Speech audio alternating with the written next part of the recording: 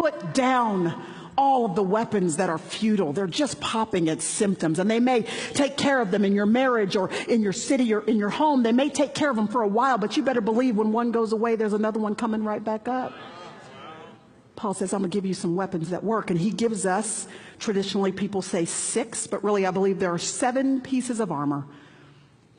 I want to tell you briefly what they are. He says you need to make sure that you stand firm in verse 14. Gird your loins with truth. He says then you need a breastplate called righteousness. But he doesn't stop there. He says you need something for your feet. They better be shod with the preparation of the gospel of peace. Then he says you need a shield, and it's called faith. He says in verse 17, you need a helmet. You need something to guard your mind. You need a helmet called salvation. And you need a sword of the Spirit, which is the word of God. And while most people stop there, the Apostle Paul does not. He says, even though these 6 things are important, you need one more thing. In verse 18, he says, and pray.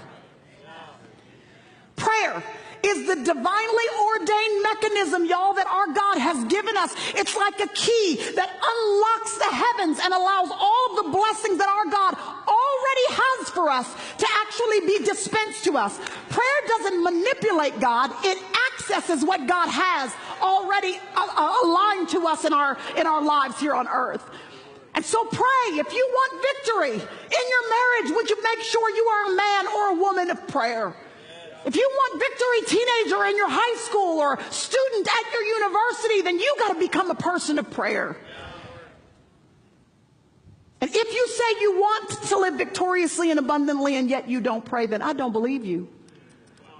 Because prayer is how we live in the abundance of our God.